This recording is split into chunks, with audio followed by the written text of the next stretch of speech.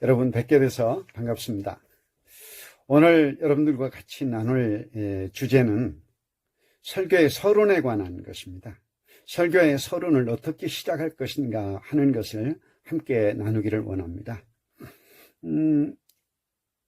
아마 여러분들에게는 좀 익숙하지 않은 그런 이름이라고 생각되는데, 에드윈 쉬 다간이라고 하는 사람이 특이한 책을 한 권 썼습니다. 설교의 역사, 그런 책입니다.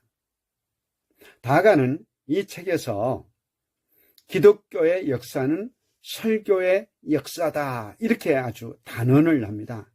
설교는 2000년 기독교 역사 동안 많은 변화와 발전을 거듭했습니다.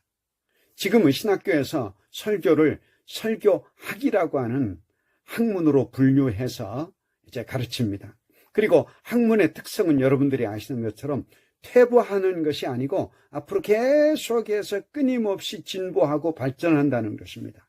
그러므로 설교 역시 초대교회에서부터 지금까지 발전을 거듭했습니다. 그런데 우리나라의 목회자들은 지금부터 2500년 전 헬라의 플라톤이 시작한 논리인 연역법에 매여 있습니다. 연역법은 결론을 먼저 말하는 방식으로 소위 첫째, 둘째, 셋째 하는 것이 바로 연역적 논리입니다. 그런데 이 연역적 논리에 치명적인 약점이 있습니다. 프레임 이론에서 연역적인 방법은 99%가 하위 프레임이라고 정의를 합니다.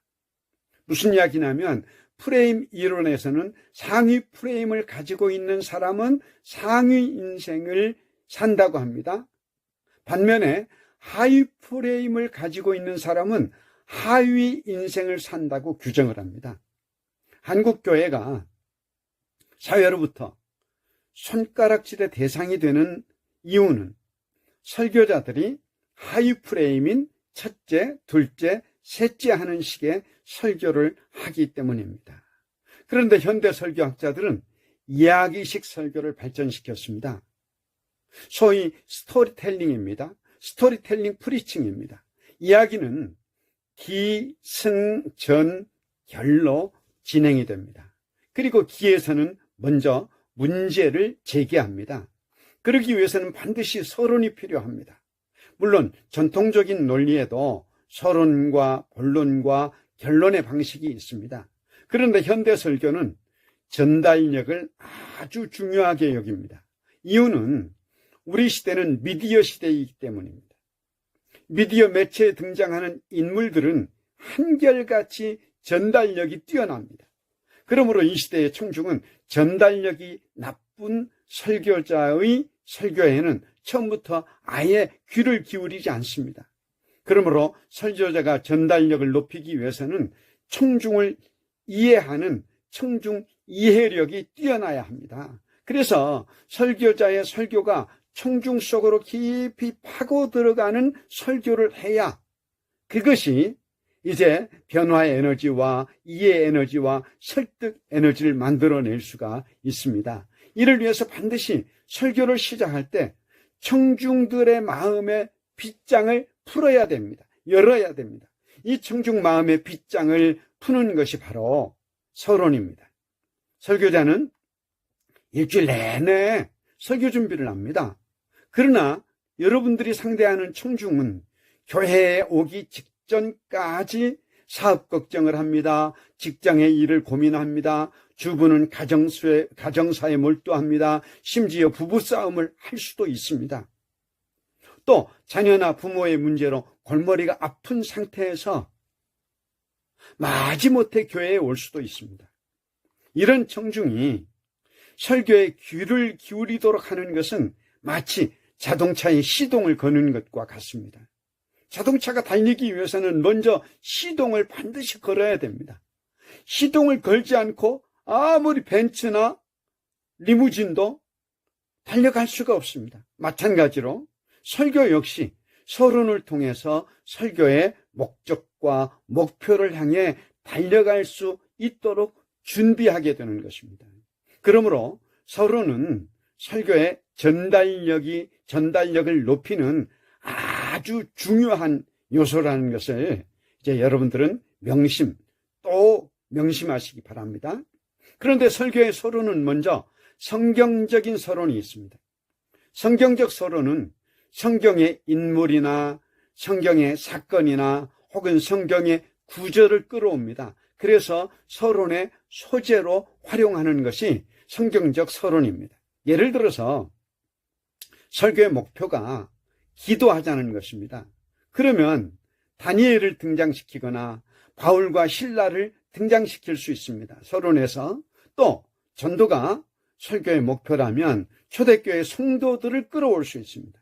이렇게 성경의 사건이나 등장 인물은 청중에게 친밀감이 있다고 하는 장점이 있습니다. 그러나 단점으로는 청중이 호기심을 갖기가 어렵다는 것입니다. 이미 익히 잘 알고 있는 소재이기 때문에 그렇습니다. 청중의 호감을 사는 것이 조금 그래서 떨어집니다. 그 결과 설교의 집중력이 떨어질 수도 있다는 문제점이 있습니다. 그래서 많은 설교자들은 일반적인 서론을 선호합니다.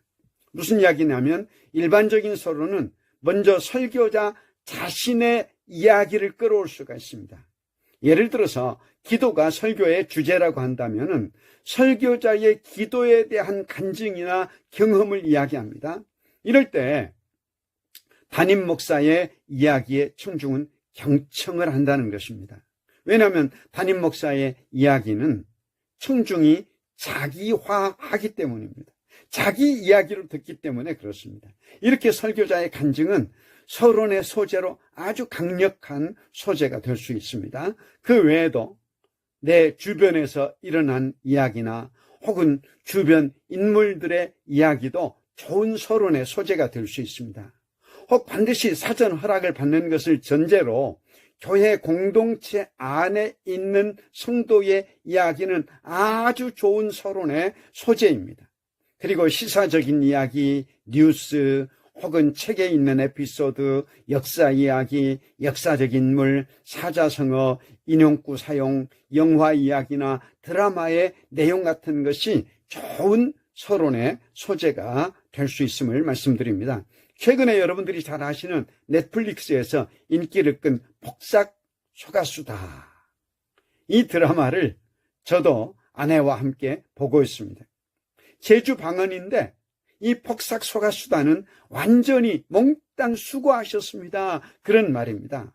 그러니까 이 드라마의 제목은 주인공들의 고난과 노력 그리고 그들이 지나온 삶을 향한 위로와 존중을 담고 있는 것입니다. 이런 식으로 서론을 전개하면 청중의 설교에 대한 몰입도는 완전 짱이 되는 것입니다. 브라이언 채플은 이런 말을 합니다. 설교에서 서론이 잘 되면 그 설교는 절반은 성공한 것이다. 이렇게 말합니다. 여러분, 우리나라 속담에 이런 말이 있죠. 보기 좋은 떡이 먹기도 좋다. 예, 조금 연관이 되는 것 같습니다. 처음 설교자가 서론을 시작할 때, 예, 청중들의 시각을 자극하고 청각을 자극할 수 있는 그런 아주 좋은 서론. 예, 그렇게 좋은 서론으로 이제 청중의 마음 문을 열어 제킵니다. 그러면 청중들은 와, 오늘 우리 목사님 설교 들을만 하겠다. 설교 귀를 기울이고 한번 들어보자. 이런 결심을 자연히 마음속으로 갖게 된다 그런 말입니다. 그래서 저는 이런 이야기로 오늘 강의를 마무리하려고 합니다. 설교의 서론은 마치 남녀가 만날 때 첫 인상과 같다. 여러분, 첫 인상이 어때야 됩니까? 첫 인상이 일단 좋아야 됩니다. 첫 인상이 나쁘고는 관계를 맺기가 쉽지 않습니다. 예. 아무리 사람이 좋아도 첫 인상이 역시 좋아야지 그 사람 좋은 것이 계속해서 상대방에게 어필이 될 수 있다는 것입니다. 그런 의미에서 여러분 설교의 서론을 이제 하찮게 여기지 마시고 설교의 서론의 비중을 상당히 두시기를 바랍니다. 저는 이 설교 서론을 위해서 엄청난 분량의 스크랩을 해놓고 있습니다. 수십 가지 주제에 이제 스크랩을 해놓고 제가 서론을 준비할 때마다 그 스크랩을 다 이제 열어보면서 그리고 설교의 서론의 소재로 활용하고 있습니다. 여러분, 오늘 경청해 주셔서 감사합니다. 또 뵙도록 하겠습니다. 사랑합니다.